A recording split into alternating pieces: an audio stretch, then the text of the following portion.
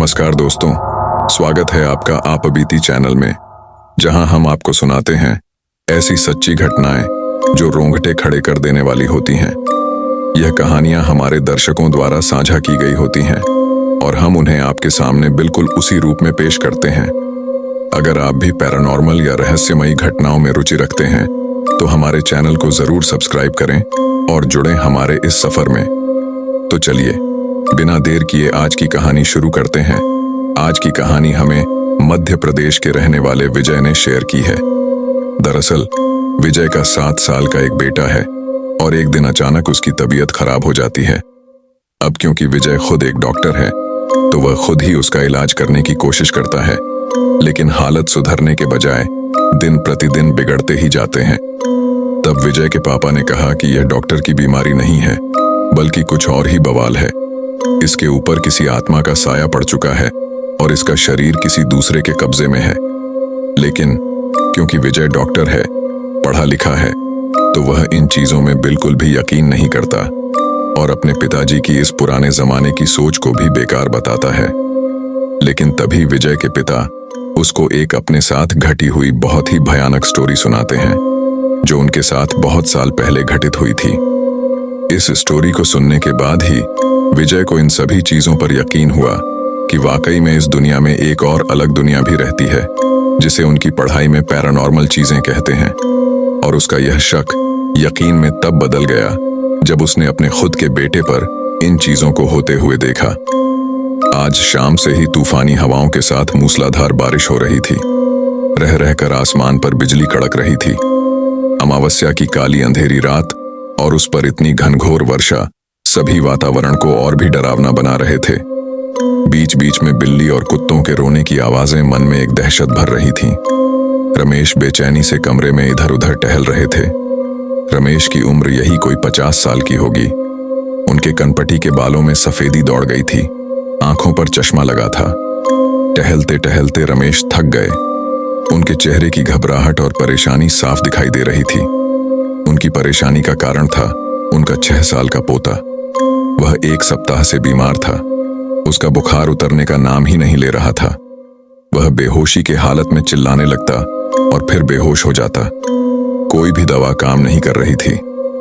अपने पोते को बेहोशी के हालत में चिल्लाते देखकर रमेश के मन मस्तिष्क में बार बार एक ही विचार आ रहा था, कहीं कोई भूत प्रेत का साया तो बच्चे पर नहीं पड़ गया है।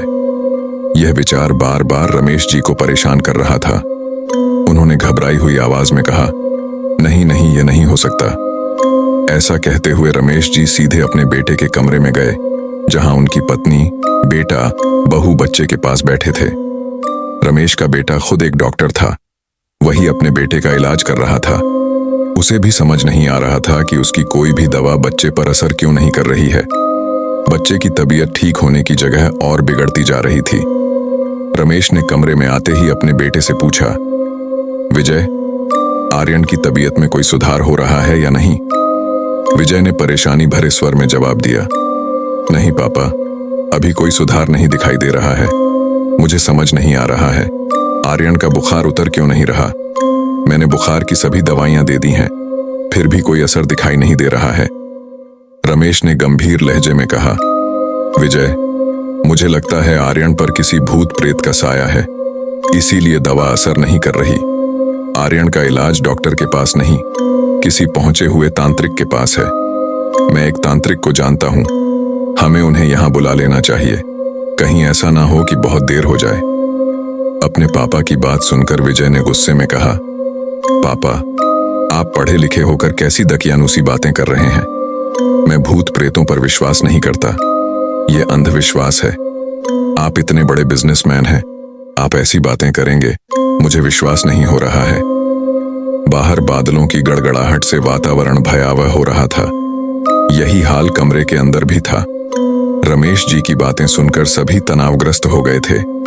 रमेश की पत्नी और बहू उनकी बातें सुनकर दहशत में आ गई थीं। रमेश की बहू आराधना ने जल्दी से अपने बेटे को सीने से लगा लिया और फूट फूट कर रोने लगी, नहीं, ऐसा नहीं हो सकता। मेरी गलती की सजा मेरे बेटे को नहीं मिल सकती, आराधना रोते हुए कहती जा रही थी।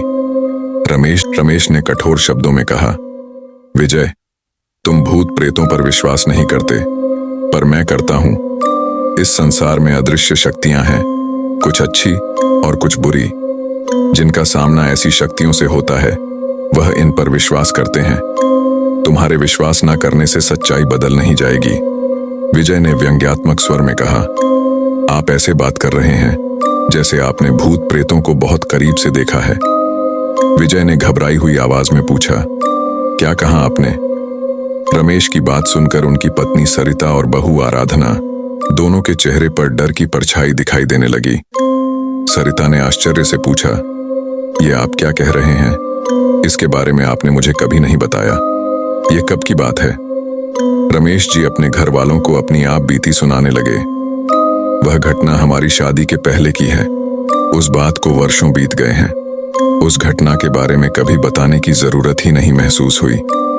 आज जब मैं आर्यन को ऐसी हालत में देख रहा हूं तो मुझे वह घटना याद आ गई। यह उस समय की बात है जब मैंने और सुनील ने पार्टनरशिप में अपना नया बिजनेस शुरू किया था।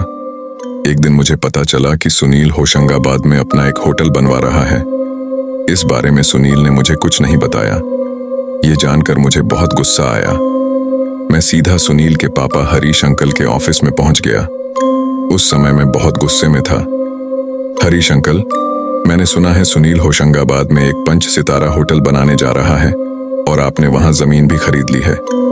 इसके बारे में सुनील ने मुझसे कोई चर्चा नहीं की, जबकि हम दोनों का सभी काम पार्टनरशिप में होता है। शहर के जाने माने business tycoon mister Harish Shukla ने गंभीर लहजे में मुझे बताया, रोशन, वह होटल में बनवा रहा हूं। सुनील सिर्फ उसे अपनी देखरेख में बनवा रहा है और मुझे कोई भी काम पार्टनरशिप में करने की आदत नहीं है। शायद यह बात सुनील ने तुम्हें बताई हो, इसलिए तुम्हारे साथ पार्टनरशिप में काम करने का सवाल ही नहीं उठता। मैंने मुस्कुराते हुए पूछा, सॉरी अंकल, मुझे यह बात पता नहीं थी। क्या मैं भी सुनील के साथ काम कर सकता हूं? मुझे भी आपसे बहुत कुछ सीखने को मिलेगा। मिस्टर हरीश ने मुस्कुराते हुए कहा, जरूर बेटा, मैं तुम्हें काम करने की तनख्वाह भी दूंगा। ये तुम दोनों का जेब खर्च होगा। मैंने उत्साहित होकर पूछा, मुझे मंजूर है अंकल, मैं कल से काम शुरू कर सकता हूं क्या? हरीश शुक्ला ने मुस्कुराते हुए कहा, कल से क्यों, आज से ही। तुम आज ही होशंगाबाद के लिए निकल जाओ। मैंने वहां जो हवेली होटल बनवाने के लिए खरीदी है उसके एक हिस्से को मैं अपना रेजिडेंस बनवाना चाहता हूं। तुम बहुत अच्छे आर्किटेक्ट हो। मैं चाहता हूं कि तुम अपनी देख रेख में उस हिस्से को बनवाओ। लेकिन उस हवेली को वहां के लोग भूतिया हवेली कहते हैं। सुनील और मैं इन बातों पर विश्वास नहीं करते, इसलिए हमने उस हवेली को खरीदा है। अगर तुम्हें भूत प्रेत से डर लगता हो तो वहां जाने की जरूरत नहीं है। अगर कुछ उल्टा सीधा हो गया तो तुम्हारे मम्मी पापा हमें दोषी ठहराएंगे। हरीश अंकल की बात सुनकर मेरा चेहरा पहले डर से सफेद पड़ गया, लेकिन फिर खुशी से चमक उठा। मैंने मुस्कुराते हुए कहा, अंकल, मैं भूत प्रेत में विश्वास करता हूं, पर मैं भी ऐसी जगह काम करना चाहूंगा जहां एक अलग ही चुनौती का सामना करना पड़े। इतना कहकर मैं अपने घर चला गया, क्योंकि थोड़ी देर बाद ही मुझे होशंगाबाद के लिए निकलना था। लगभग 5 घंटे के सफर के बाद मैं होशंगाबाद की सीमा में प्रवेश कर रहा था। वहां का प्राकृतिक सौंदर्य देखते ही बनता था। शाम गिर आई थी। आसमान पर काले बादल छाए हुए थे, जैसे बारिश होने वाली हो। ठंडी हवा के झोंके शरीर को छूकर मन को गुदगुदा रहे थे। मैं गुनगुनाते हुए कार चला रहा था। सड़क के दोनों किनारों पर देवदार और चिनार के वृक्ष लगे थे। बीच बीच में जंगली फूलों की क्यारियां भी दिखाई दे रही थीं। सड़क पर ज्यादा लोग नहीं थे। कुछ लोग और 1-2 गाड़ियां ही आ जा रही थीं। ऐसा प्राकृतिक अलौकिक सौंदर्य मैंने पहले कभी नहीं देखा था। यह भी कह सकते हैं कि कभी मुझे ऐसे खूबसूरत जगह जाने का मौका ही नहीं मिला, या मैं अपने काम की व्यस्तता के कारण किसी पहाड़ी इलाके में गया ही नहीं। मैं गुनगुनाते हुए गाड़ी चला रहा था। तभी अचानक मेरी गाड़ी के सामने एक लड़की आ गई। मैंने तेजी से ब्रेक लगाया। तेज झटके से गाड़ी रुक गई, लेकिन मैं आगे स्टीयरिंग से टकरा गया। फिर मैं गुस्से से कार से बाहर आया और उस लड़की के पास जाकर चिल्लाकर बोला, आपको मैंने एक जली हुई चुड़ैल को देखा था। उस लड़की ने चिढ़कर पूछा, क्या सोच रहे हो शहरी बाबू? मैंने डरते हुए पूछा, तुम कौन हो और जिसे मैंने देखा था वह कौन थी? उस लड़की ने गुस्से में घूरते हुए कहा, शहरी बाबू, मुझे लगता है कि आपका दिमाग खराब हो गया है। मैं एक लड़की हूं और यहाँ तो मुझे कोई और दिखाई नहीं दिया। आपने यहाँ किसी और को भी देखा था क्या? पर आप तो मेरे सामने गाड़ी से नीचे आए हैं और टक्कर तो आपने मुझे मारी है। क्या किसी और लड़की को भी टक्कर मार कर आए हो आप? शहर वालों को जब पहाड़ी इलाके में गाड़ी चलाना नहीं आता तो किसी ड्राइवर को साथ क्यों नहीं लाते? जब तक मैं संभल गया, मैंने अपने सर को झटकते हुए उस लड़की को गुस्से में देखते हुए कहा, मैडम, गलती मेरी नहीं थी। आप मेरी गाड़ी के सामने आई थी। मुझे लगता है कि आप आत्महत्या करना चाहती हैं, पर इसके लिए आपने मेरी गाड़ी को क्यों चुना? आप किसी पहाड़ी से भी तो कूद सकती थीं। वह बोली, ऐ शहरी बाबू, मैं शहर की मैडम नहीं। मेरा नाम शालिनी ठाकुर है और मैं क्यों आत्महत्या करूं? गलती आपकी है। आपने जानबूझकर मुझे टक्कर मारी है। गिरने से मेरे पैर में मोच आ गई है। अब आप ही मुझे मेरे घर तक छोड़ने चलो, वरना। शालिनी ठाकुर ने बात अधूरी छोड़ दी। वह लाल लाल आंखों से मुझे घूरने लगी। मैं शालिनी को देखकर घबरा गया। मैंने आगे कुछ नहीं कहा। मैं उस लड़की से उलझना नहीं चाहता था, क्योंकि मेरे दिल दिमाग में वही भयानक जली हुई चुड़ैल बसी हुई थी और अब शालिनी की आंखें भी मुझे डरा रही थीं। मैंने गाड़ी का दरवाजा खोलते हुए कहा, बैठो, तुम्हें कहाँ जाना है मुझे बताओ, मैं तुम्हें छोड़ दूंगा। शालिनी गाड़ी में बैठ गई और उसने गाड़ी का दरवाजा बंद किया। उसको गाड़ी का दरवाजा बंद करते देखकर मैं समझ गया कि यह लड़की पहले भी गाड़ी में बैठी है। मैंने स्टीयरिंग संभाला और गाड़ी आगे बढ़ गई। गाड़ी चलाते हुए मैंने पूछा, आपको कहाँ जाना है? शालिनी ने सर्द आवाज में कहा, मुझे जहां जाना है वहां आप मुझे लेकर नहीं जा सकते, क्योंकि अगर आप वहां गए तो आप जिंदा नहीं बचोगे। मेरे भाई आपको मार डालेंगे। आप मुझे रास्ते में ही उतार दीजिएगा, मैं अपनी हवेली में चली जाऊंगी। मैंने व्यंग्यात्मक मुस्कान के साथ पूछा, आपके भाई गुंडे हैं क्या? शालिनी ने हाथ नचाकर अकड़ते हुए जवाब दिया, नहीं, लेकिन जब उन्हें पता चलेगा कि आपके कारण मुझे चोट लगी है तो वह आपको नहीं बख्शेंगे। मेरे भाई मुझे बहुत प्यार करते हैं। जब उन्हें यह पता चलेगा कि आपने मुझे अपनी गाड़ी से टक्कर मारी है, इस कारण मेरे पांव में मोच आई है, तो वह अपना क्रोध आप पर निकालेंगे और आप भी जवाब देंगे। फिर दोनों में बहसबाजी होगी। और अगर उन्हें यह पता चला कि आप किसी अमीर खानदान से ताल्लुक रखते हैं और शहर से यहाँ घूमने आए हैं, तो वह बिना मारे आपको छोड़ेंगे नहीं। मैंने व्यंग्यात्मक लहजे में पूछा, तुम्हारे भाइयों को शहर के अमीरों से इतनी नफरत क्यों है? शालिनी ने चिढ़कर कहा, शहर के अमीर लोग धोखेबाज होते हैं। मैंने बिना शालिनी की ओर देखे मुस्कुराते हुए पूछा, क्या किसी अमीर आदमी ने आपको धोखा दिया है? शालिनी से कोई जवाब नहीं आया। तब मैंने अपनी बगल में बैठी शालिनी की ओर देखते हुए पूछा, आपने जवाब? मेरे शब्द मेरे मुंह में ही रह गए, क्योंकि बगल की सीट पर कोई नहीं था। यह देखकर मेरा चेहरा डर से पीला पड़ गया। तभी भयानक अट्टहास सुनाई दिया। मैंने देखा, वह जली हुई चुड़ैल मेरी कार के आगे खड़ी भयानक अट्टहास कर रही थी। उसका भयानक चेहरा देखकर मेरी सिट्टी पिट्टी गुम हो गई। तभी मैंने देखा कि वह चुड़ैल कार के दरवाजे की ओर बढ़ रही है और अपने बड़े बड़े नाखूनों से शीशे पर वार करना चाह रही है। यह देखकर मैंने बिना कुछ सोचे कार की स्पीड बढ़ा दी और बिना पीछे मुड़े आगे बढ़ गया। मैंने अपनी दादी से यह बात सुनी थी कि अगर कभी कोई चुड़ैल या भूत मिल जाए तो भागते हुए पीछे मुड़कर नहीं देखना चाहिए। मेरा पूरा शरीर कांप रहा था। मैं किसी तरह होटल पहुंचा जहां सुनील रुका हुआ था। मैंने होटल पार्किंग में कार खड़ी की और होटल के अंदर चला गया। मैं अपने होशो हवास में नहीं था। मैं सीधे सुनील के कमरे में पहुंचा। कमरे में पहुंचकर मैं सोफे पर बैठकर हाँफने लगा, जैसे मीलों दौड़कर आया हूं। मेरी ऐसी हालत देखकर सुनील ने आश्चर्य से पूछा, क्या हुआ रोशन, तुम इतने डरे हुए क्यों हो?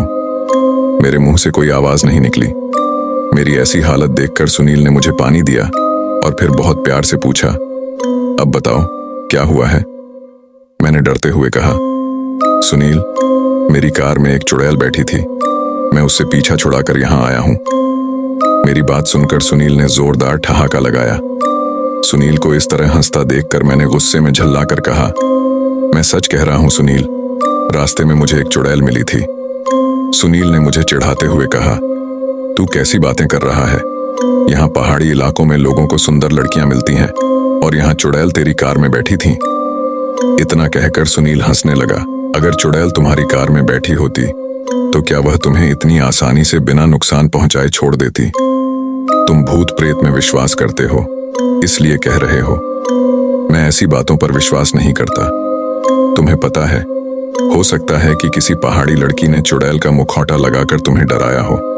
मैंने सुना है कि पहाड़ी इलाकों की लड़कियां सीधी और शरारती दोनों तरह की होती हैं। सुनील ने हंसते हुए मुझे समझाया। तब मुझे भी लगा, हो सकता है कि वह कोई डरावना सपना ही रहा हो या किसी लड़की ने मजाक किया हो। उसके बाद हम दोनों काम की बातें करने लगे और खाना खाने के बाद सो गए। सुबह नाश्ता करने के बाद मैं और सुनील ठाकुर हवेली पहुंचे, जहां होटल और रेजिडेंस का काम शुरू होने वाला था। सुनील की कार जब ठाकुर हवेली पहुंची तो वहां काम करने वाले कुछ लोग दौड़कर सुनील के पास आए और हमें अभिवादन किया। उसमें से एक बूढ़ा आदमी थोड़ी दूरी पर चुपचाप खड़ा हुआ था। वह सुनील और मुझे घूरते हुए देख रहा था। उसकी शक्ल भी कुछ अजीब सी थी। मेरी नजर उस व्यक्ति पर पड़ी। मुझे कुछ अजीब लगा। मैं उस आदमी के पास जाकर खड़ा हो गया और कहा, बाबा, आप यहाँ क्यों खड़े हुए हैं? उस आदमी ने गुस्से में दांत पीसते हुए कहा, मेरी मर्जी, मैं आप लोगों के साथ काम नहीं करूंगा और मेरी मानिए तो आप लोग भी यहाँ से चले जाइए, वरना आप लोगों को अपनी जान से हाथ धोना पड़ सकता है। ये ठाकुरों की हवेली है, उन्हीं की रहेगी। मैं तुम्हें चेतावनी दे रहा हूं, यहां से चले जाओ। जब तक हम बदला नहीं ले लेंगे, यह हवेली हमारी ही रहेगी। मैंने देखा उसकी आंखें लाल लाल हो रही थीं, चेहरा विकृत हो गया था। उस आदमी को देखकर मैं घबरा गया। वह कुछ और कहता, तभी सुनील की आवाज सुनाई दी, रोशन, तू यहाँ अकेला खड़ा किससे बातें कर रहा है?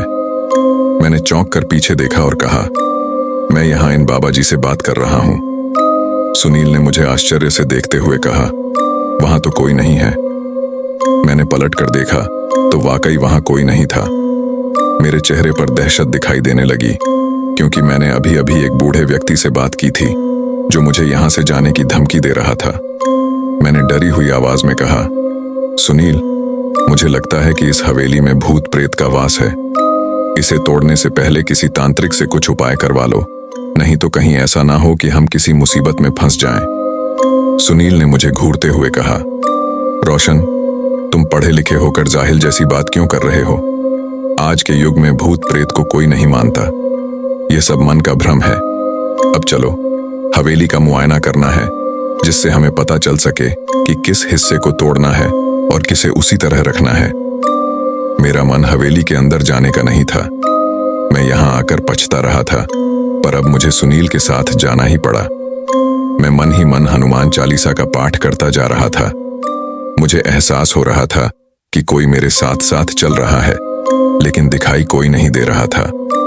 जैसे ही हम दोनों ने हवेली के अंदर बने विशाल हाल में प्रवेश किया, हवेली का मुख्य द्वार जोरदार आवाज के साथ अपने आप बंद हो गया। यह देखकर सुनील और मैं दोनों ही चौंक गए। मेरा शरीर डर से कांपने लगा। मेरे माथे पर पसीना आ गया, लेकिन सुनील अभी भी सामान्य था। जहां सुनील और मैं खड़े थे, वह हवेली का मुख्य कक्ष था। छतों पर बड़े बड़े फानूस लटक रहे थे। दीवारों पर बेशकीमती तस्वीरें टंगी हुई थीं। जानवरों के सिर भी दीवारों पर लटके हुए थे। सुनील और मेरे अलावा वहां और कोई नहीं था। तभी सुनील ने देखा कि दीवार की तलवार अपने आप हवा में उड़ने लगी। छत पर लगे फानूस तेजी से घूमने लगे और वहां औरत आदमियों की दर्दनाक चीखें सुनाई देने लगीं। वह चीखें इतनी भयानक थी कि सुनील और मेरे रोंगटे खड़े हो गए। तभी 7 जले हुए भयानक चेहरे हवा में उड़ने लगे। वह चीख भी रहे थे और जोरदार अट्टहास भी करते जा रहे थे। तभी उन भयानक चेहरों में से एक ने कहा, यह दोनों शहरी रईस हैं, हमारी हवेली खरीदने आए हैं। इन्हें मारकर हम अपने दिल में लगी प्रतिशोध की आग को ठंडा करेंगे। एक औरत की आवाज सुनाई दी, इन्हें मारकर क्या होगा, यह असली अपराधी तो है नहीं। एक दूसरी औरत की अट्टहास करती हुई आवाज सुनाई दी, तो क्या हुआ, यह भी, पर हम एक कदम भी नहीं बढ़ा सके। हमारे पैरों में जैसे किसी ने पत्थर बांध दिए हों। यह देखकर हम दोनों के चेहरों पर दहशत फैल गई। उनमें से एक व्यक्ति ने गंभीर लहजे में बताया, तुम जैसे शहरी लोगों के कारण हमने अपनी इज्जत बचाने के लिए खुद को ही इसी हवेली में जिंदा जला दिया। यह राज हम सातों के अलावा कोई दूसरा नहीं जानता। सबको यही लगता है कि शॉर्ट सर्किट से आग लगी और हमारा पूरा परिवार जलकर राख हो गया। रोशन ने डरते हुए पूछा, यह घटना कब की है? एक लड़की की आवाज आई, आज से 30 साल पहले की। सुनील ने थोड़ी हिम्मत करके पूछा, तब तो हम दोनों पैदा भी नहीं हुए थे, तो हम गुनहगार कैसे हैं? तभी एक जोरदार थप्पड़ सुनील के गाल पर पड़ा और उस आदमी ने गुर्राहट के साथ कहा, खामोश लड़के, तुम शहरी लोग यहाँ आते हो और हमारी भोली भाली लड़कियों को अपने प्रेम के जाल में फंसाकर फिर धोखा देकर भाग जाते हो। थप्पड़ लगने से सुनील के मुंह से खून निकलने लगा। फिर भी उसने हिम्मत करके कहा, हमने यह हवेली ठाकुर जगदीश से खरीदी है और हम यहाँ होटल बनाना चाहते हैं। हम यहाँ घूमने और किसी लड़की को प्यार में फंसाने नहीं आए हैं अंकल जी। उनमें से एक के मुखिया ने कठोर शब्दों में कहा, तुम लोग यहाँ से चले जाओ, ये हमारी हवेली है। जगदीश का इस पर कोई अधिकार नहीं है। हम जब तक उस प्रदीप से बदला नहीं ले लेते, ये हवेली छोड़कर नहीं जाएंगे। और जोरदार अट्टहास किया। उसके अट्टहास करने से छत के फानूस तेजी से घूमने लगे। तलवारें एक दूसरे से टकराने लगीं। दीवारों पर लगे जानवर जिंदा होकर गुर्राहट के साथ भयानक आवाज निकालने लगे। उन सातों के भयानक अट्टहास और उनके चेहरे से निकलता खून उनको और भी डरावना बना रहा था। सुनील और मेरा चेहरा डर से सफेद पड़ रहा था। हम दोनों विवश थे। अब तो कोई चमत्कार ही हमें बचा सकता था। तभी उनमें से एक ने कहा, अब तुम दोनों यहां से जिंदा नहीं जा सकते। हम तुम्हें मारकर अपना बदला पूरा करेंगे। तभी कुछ सोचते हुए मैंने पूछा, प्रदीप ने क्या किया था जिसकी सजा 30 साल बाद हम दो निर्दोषों को मिल रही है? तभी उनमें से एक ने कहा, प्रदीप लखनऊ का रहने वाला था। वह यहाँ पहाड़ी इलाकों में रहने वाले लोगों के जीवन पर रिसर्च करने आया था। वह मेरे बेटे राघव का दोस्त था, इसलिए हमारी हवेली में ही ठहरा हुआ था। और मेरी भोली भाली बेटी शालिनी को उसने अपने प्रेम जाल में फंसा लिया और प्रेम का झांसा देकर वह शालिनी के शरीर से खेलता रहा। जब प्रदीप को पता चला कि शालिनी मां बनने वाली है, तो यह कहकर चला गया कि वह जल्दी ही अपने माता पिता के साथ बारात लेकर आएगा।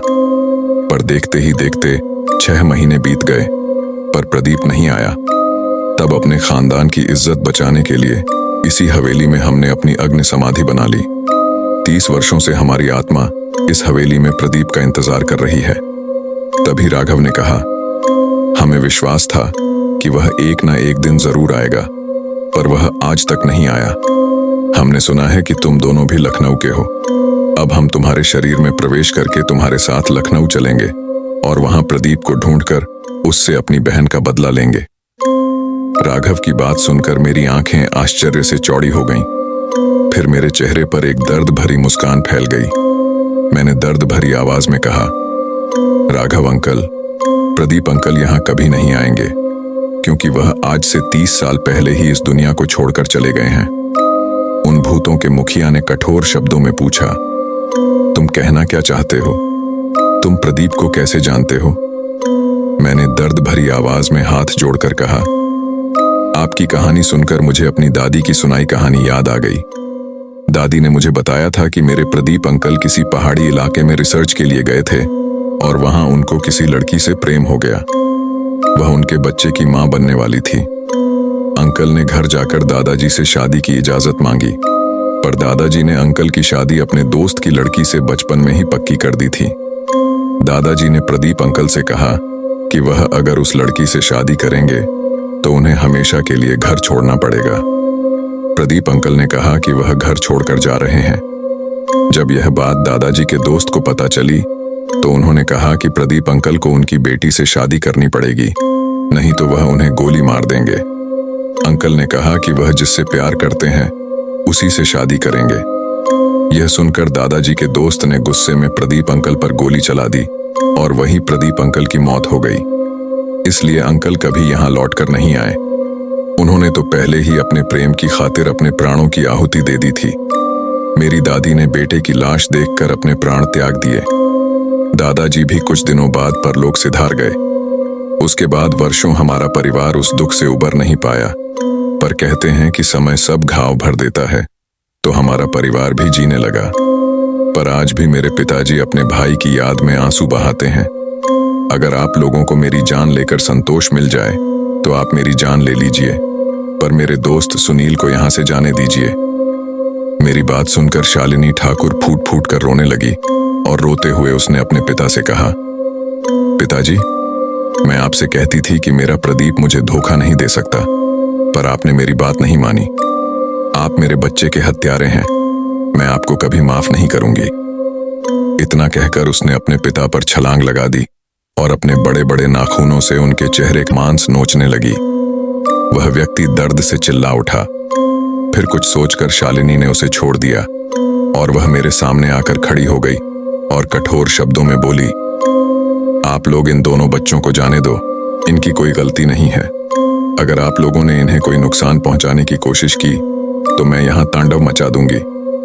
शालिनी के पिताजी ने गंभीर लहजे में कहा, नहीं मेरी बच्ची, हम इन बच्चों को कोई नुकसान नहीं पहुंचाएंगे। आज हम सभी प्रतिशोध की आग से बाहर निकल आए हैं। अब रोशन ही हमारी आत्मा को यहां से मुक्त करेगा, क्योंकि यह प्रदीप का भतीजा है। इस नाते यह तुम्हारा बेटा हुआ और हमारा नाती। यह जब हमारा तर्पण करेगा तो हम इस प्रेत योनि से मुक्त हो जाएंगे। तब मैंने कहा कि आप लोग हमें यहां से जाने दीजिए, हम पंडित को साथ लेकर आएंगे और आप लोगों की आत्मा की मुक्ति के लिए हवन करेंगे। तब उन सातों प्रेतात्माओं ने मुझे और सुनील को मुक्त कर दिया। दूसरे दिन मैं एक तांत्रिक पंडित जी के साथ हवेली में आया और पंडित जी हवन करवाने लगे। हवन की आहुतियां जैसे जैसे अग्नि में पड़ रही थीं, वह सातों आत्माएं तड़प उठीं। वहां चारों तरफ तांडव होने लगा। उनका भयानक अट्टहास और दर्दनाक चीखें सुनाई दे रही थीं। यह सिलसिला लगभग 2 घंटे चलता रहा। पंडित जी ने बताया कि यह लोग इस हवेली को छोड़कर जाना नहीं चाह रहे हैं, पर अगर यह यहाँ रहे तो लोगों को परेशान करेंगे। यह बात इन आत्माओं को पता है, इसलिए ना चाहते हुए भी हमारा साथ दे रहे हैं। आखिर में पंडित जी के मंत्रों से उन सातों की शक्ति क्षीण होने लगी और फिर एक जोरदार अट्टहास करते हुए वह सभी प्रेतात्माएं आकाश में विलीन हो गईं। उनके वहां से जाते ही हवन कुंड में एक जोरदार धमाका हुआ और लोहे का हवन कुंड चूर्ण बनकर बिखर गया। आज ठाकुर की हवेली प्रेतात्माओं से मुक्त हो गई थी और उस हवेली के राज से पर्दा भी उठ गया। इतना कहकर रमेश जी चुप हो गए। फिर गहरी सांस लेकर कहा, विजय बेटे, यह घटना मैंने अपनी आंखों से देखी है, इसलिए कह रहा हूं। इस संसार में भूत प्रेत होते हैं। तुम मेरी बात मानो। अब आर्यन का इलाज तुम्हारे हाथों में नहीं है। मैं तांत्रिक बाबा को बुलाकर आर्यन का इलाज करूंगा। रमेश की कहानी सुनकर सरिता और आराधना ने भी कहा, अब हमें देर नहीं करनी चाहिए, वरना हम आर्यन को खो देंगे। फिर विजय को भी सबकी बात माननी पड़ी। दूसरे दिन तांत्रिक बाबा जब घर आए तो आर्यन को देखकर कहा, इस पर किसी जिन्न का साया है। अगर एक रात और बीत जाती तो इस बच्चे को जिन्न अपने साथ लेकर चला जाता। बाबा की बात सुनकर आराधना रोने लगी। बाबा ने आराधना को आश्वासन दिया कि वह उसके बच्चे को कुछ नहीं होने देंगे। फिर उन्होंने पूजा शुरू की। मंत्र जाप शुरू होते ही आर्यन जोर जोर से चिल्लाने लगा। वह खुद ही अपना सिर दीवार पर पटकने लगा। आर्यन दीवार से सिर पटकते हुए कहे जा रहा था, तांत्रिक, तू इस बच्चे को बचा नहीं सकता। इसे मैं अपने साथ लेकर जाऊंगा। यह मेरा बच्चा है। तू यहां से भाग जा, वरना मैं तुझे मौत के घाट उतार दूंगा। उसका इतना कहना था कि देखते ही देखते तांत्रिक हवा में तैरने लगा। फिर अचानक वह उल्टा लटक गया। यह देखकर घर के सभी लोग डर गए। इतना सब कुछ होने के बावजूद तांत्रिक ने मंत्र जाप बंद नहीं किया। धीरे धीरे आर्यन की शक्ति क्षीण होने लगी और वह बेहोश हो गया। तब तांत्रिक बाबा ने आर्यन को पलंग से बांध दिया और मंत्र उच्चारण करने लगे। थोड़ी देर बाद आर्यन को होश आ गया। वह चिल्ला चिल्ला कर कह रहा था, मुझे बांधकर तुम मेरा कुछ नहीं बिगाड़ सकते। मैं तुम सभी को मार दूंगा। मैं जिन्न हूं, इस लड़के को मैं नहीं छोड़ूंगा। इसने मेरे काम को बिगाड़ा है। तांत्रिक ने उस जिन्न को घूरते हुए पूछा, इस मासूम बच्चे ने तुम्हारा क्या बिगाड़ा है? वह बोला, मैं तो इसकी मां के सुंदर शरीर में प्रवेश करना चाहता था, पर उसी समय यह लड़का बीच में आ गया। इस लड़के ने मेरा काम बिगाड़ दिया, वरना इस सुंदर औरत के साथ मेरी रातें रंगीन होती। इतना कहकर वह जिन्न हंसी हंसने लगा। उसकी हंसी इतनी घिनौनी और भयानक थी, जिसे सुनकर सभी की आत्मा कांप गई। मेरे रहते तेरे जैसा दरिंदा जिन्न किसी का कुछ नहीं बिगाड़ सकेगा। इतना कहकर तांत्रिक बाबा ने मंत्र उच्चार तेज कर दिया। मंत्र उच्चार करते हुए वह हवन कुंड तैयार करने लगे। जैसे ही हवन कुंड में अग्नि प्रज्वलित हुई, बाबा ने आहुतियां डालना शुरू किया। अब वह जिन्न फिर चिल्लाने लगा। देखते ही देखते उसकी चिल्लाहट दर्दनाक होने लगी। वह चिल्लाने के साथ साथ रोने लगा। उसका बंधा शरीर तड़पने लगा। लगभग 1 घंटे यह सिलसिला जारी रहा। उसके बाद आर्यन का चिल्लाना कम हुआ और वह शांत होने लगा। तभी सभी ने देखा कि आर्यन के मुंह से एक जलती हुई चीज निकलकर हवन कुंड में गिरी और जलने लगी। जैसे ही वह चीज जली, वहां जोरदार धमाका हुआ। धमाके की आवाज इतनी तेज थी कि सभी ने घबराकर अपने कान बंद कर लिए। हवन की आग अब बुझ गई थी। उसी समय आर्यन शांत होकर सो गया। तब बाबा ने कहा, बच्चे के शरीर को जिन्न ने छोड़ दिया है और मैंने उस जिन्न को हमेशा के लिए उसकी दुनिया में भेज दिया है। अब वह यहाँ वापस नहीं आएगा। आपका बच्चा अब ठीक है, थोड़ी देर में उसे होश आ जाएगा। इस तरह तांत्रिक बाबा ने आर्यन की जान बचाई। अगर रमेश जी ने अपनी आप बीती विजय को ना सुनाई होती, तो शायद आज उनका बेटा उनके साथ ना होता। विजय यह सोचकर कांप गया। आराधना ने अपने बच्चे को कसकर अपने सीने से लगा लिया। तो साथियों, हमारी आज की यह स्टोरी यहीं पर कंप्लीट होती है और मुझे पूरा यकीन है कि यह स्टोरी आपको बहुत पसंद आई होगी और आपको भी उन चीजों पर यकीन हो गया होगा कि वाकई पैरानॉर्मल चीजें इस दुनिया में विद्यमान हैं। दोस्तों, काफी कम लोग ऐसे होते हैं जो हमारी स्टोरीज को आखिर तक सुनते हैं, लेकिन अगर अब तक भी आप स्टोरी को सुन रहे हैं तो कमेंट में लिखिए, हम हैं। तब तक के लिए अपना ध्यान रखें।